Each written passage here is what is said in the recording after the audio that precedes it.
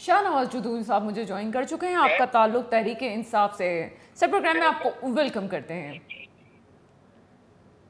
शाहनवाज जुदून साहब, आप मुझे सुन सकते हैं? जी जी बिल्कुल।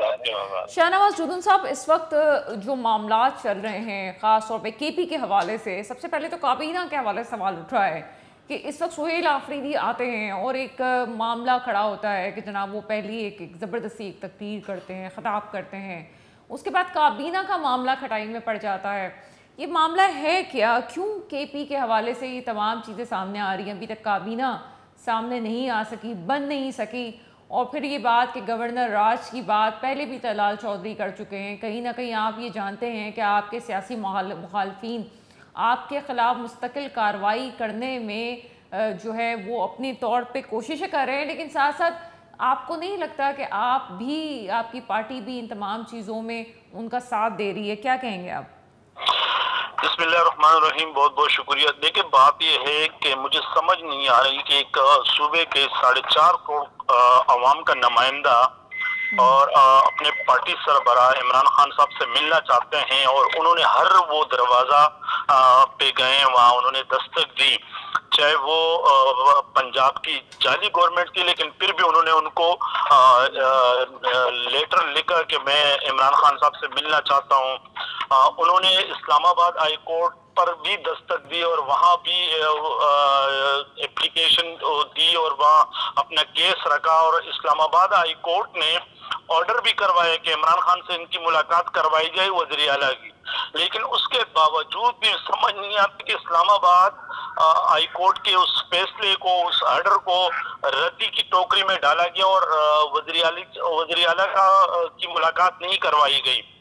आज अभी जैसे आपने कहा है कि कैबिनेट के बारे में कि काबीना अभी तक नहीं बनी, तो अभी एक खबर आई कि खान साहब की सिस्टर ने खान साहब से मुलाकात की और खान साहब ने अपनी सिस्टर को कहा है कि सुहेल आफरीदी को कहा है कि भाई वो कैबिनेट बनाए मेरिट पे और अच्छे लोगों को सामने आए।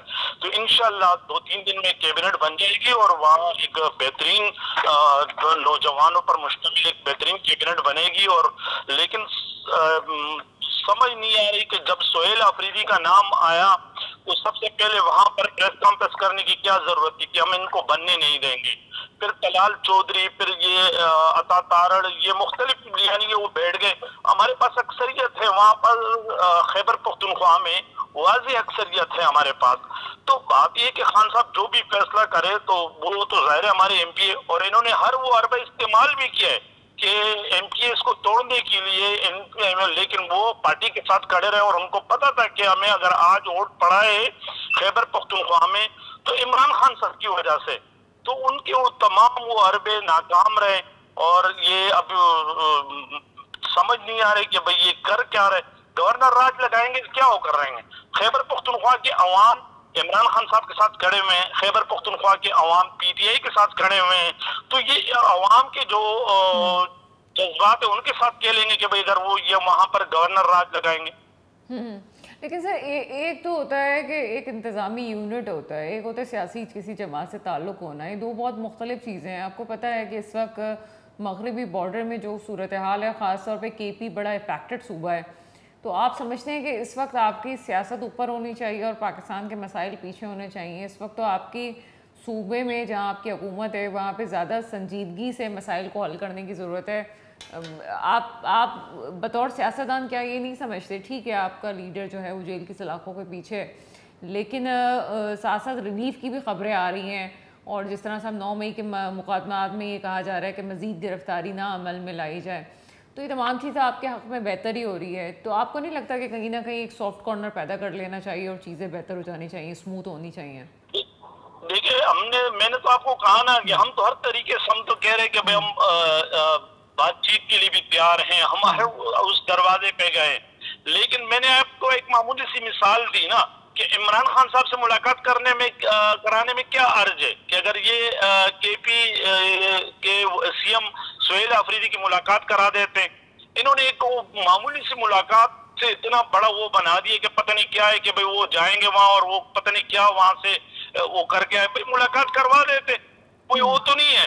यानी आप इससे अंदाजा लगाए कि जब वो प्राइम मिनिस्टर जो उनको फोन करते हैं मुबारकबाद के लिए, तो जब उन्होंने उनका कहा है कि भाई मैं खान साहब से मिलना चाहता हूँ, आप मेरी मुलाकात करा दे, तो प्राइम मिनिस्टर कह रहे हैं कि भाई वो इतना बेबस है कि कह रहे हैं कि मैं पूछ के बताता हूँ। तो बात यह है कि अगर मुल्क का प्राइम मिनिस्टर भी किसी से पूछ के फैसले करेगा तो अल्लाह ही हाफिज है इस मुल्क का। अच्छा सर, ओवरऑल क्या समझते हैं कि आज़ाद कश्मीर में भी आपकी हुकूमत रही है और तमाम चीज़ें आपके सामने, इस वक्त आज़ाद कश्मीर में भी बड़ी हलचल है, पीपल्स पार्टी बड़ी एक्टिव नज़र आती है, क्या सूरत हाल है? क्यों आज़ाद कश्मीर 4 साल से तो हम देख रहे हैं कि बड़ी सियासी अदम इस्तेहकाम का शिकार रहा और फिर अभी पीपल्स पार्टी किसी भी सूरत में वहाँ पे हुकूमत बनाना चाहती है, क्या सिलसिला है? देखिए बात ये ना कि आज़ाद कश्मीर में ये अदम एतमाद लाएं किसके खिलाफ? पहले तो ये वो करे कि क्या वो पीटीआई के खिलाफ लेके आए? वहां तो ऑलरेडी मुस्लिम लीग नून और पीपल्स पार्टी की गवर्नमेंट थी, इन्हीं के लोग थे, अपने खिलाफ अदम एतमाद लेके आए। और ये भी सबसे बड़ा मजाक कि मुस्लिम लीग नून अदम एतमाद में सपोर्ट करेगी पीपल्स पार्टी को, लेकिन कहते हैं कि हम बैठेंगे पोजीशन में।